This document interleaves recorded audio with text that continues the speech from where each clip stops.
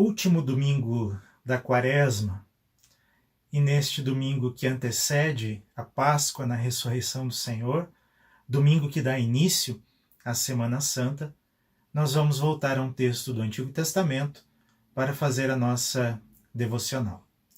Livro de Gênesis, capítulo de número 2, leremos o versículo de número 7.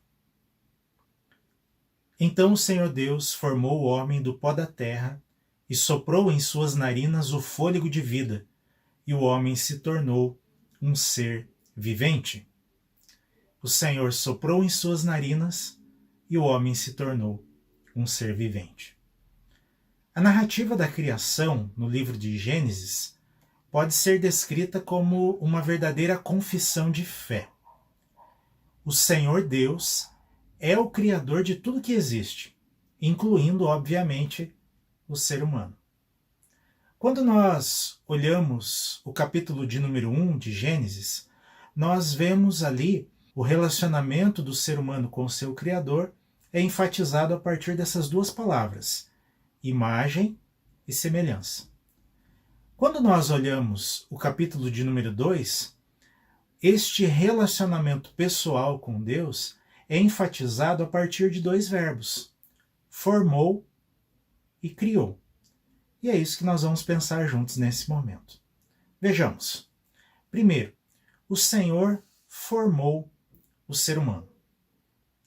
Nós temos aqui a ideia de um artífice que trabalha de maneira habilidosa a sua obra, que trabalha com habilidade, zelo, cuidado, aquilo que está criando.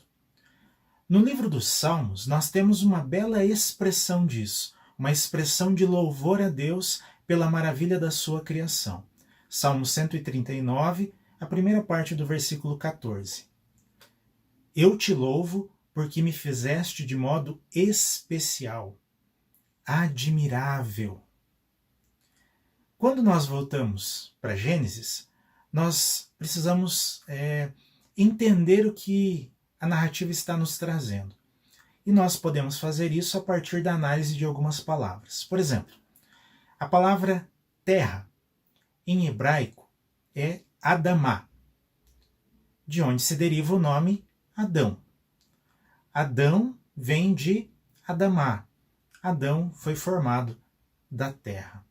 O que nós temos aqui, mais uma vez, é uma confissão de fé. É uma profissão de fé. De que a vida é um bem, a vida é uma prerrogativa exclusiva de Deus. E Deus dá vida àquilo que cria. Tudo que foi criado, melhor dizendo, tudo que tem vida, precisa, como os Salmos nos ensinam, louvar ao Senhor, porque pertencem ao Criador. A vida pertence ao Criador. E aqui um fato interessante, porque se ao criar todas as coisas, o Senhor o fez com o poder da sua palavra, no capítulo 1, haja e ouve, aqui no capítulo 2, nós temos a ênfase de que ao formar o ser humano do pó da terra, o Senhor o fez com as suas próprias mãos, em um relacionamento pessoal com o ser humano que ele criou. E isso nos leva ao segundo verbo, soprar. O Senhor Deus soprou nas narinas do ser humano. E é importante nós percebermos aqui que o ser humano não tem vida em si mesmo, porque ele só passou a ser um ser vivente depois que o Senhor Deus soprou em suas narinas. Este ser vivente está, portanto, em pleno relacionamento com aquele que lhe deu vida, com aquele que soprou em suas narinas, porque é através de um relacionamento pessoal que Deus, então, sopra o seu hálito de vida no ser humano que criou. Em outras palavras, Deus deu de si mesmo ao ser humano. Deus deu de si mesmo ao ser humano. Quando nós pensamos na Páscoa, pensamos na nova aliança em Cristo Jesus. E Jesus resume o Evangelho com as seguintes palavras: enfatizando o mesmo ato de Deus dar de si mesmo. Porque Deus amou o mundo de tal maneira que deu o seu Filho. Também na nova aliança, Deus dá de si mesmo para formar uma nova criação. Seja a primeira criação, ou seja a nova criação em Cristo Jesus, o fato é o mesmo. A vida só acontece porque Deus dá de si mesmo. Olha só o que o Evangelho nos ensina no contexto da ressurreição de Jesus. João capítulo 20, versículo 22. E com isto, Jesus então soprou sobre eles, ou sobre os seus discípulos, e disse: recebam o Espírito Santo. Espírito é o sopro de Deus que dá a vida na antiga e na nova criação, porque a vida vem de Deus. O fôlego da vida vem de Deus. E ao soprar o fôlego da vida nas narinas do ser humano, Deus deu algo que só a ele pertence e que não pode ser encontrado em nenhum outro lugar, porque a vida é um dom, é uma prerrogativa somente do Criador, somente de Deus. Para concluir, irmãs e irmãos, falar em fôlego da vida nos nossos dias, eu sei que é um tema muito sensível.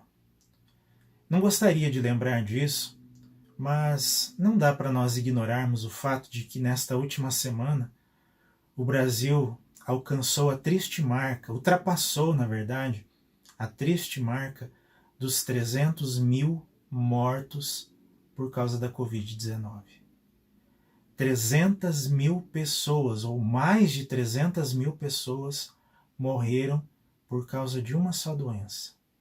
E como se isso já não fosse horrível, nós ainda temos o agravante de que muitas dessas pessoas morreram asfixiadas, morreram sem ar.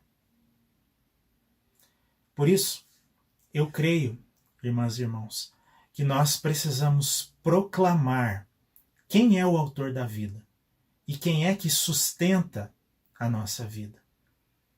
Por isso eu acredito que nesta Páscoa, na celebração da Páscoa, na ressurreição do Senhor, nós precisamos anunciar que o Deus que sopra o fôlego da vida nas nossas narinas é o mesmo que também sopra sobre nós o seu consolo, o seu conforto.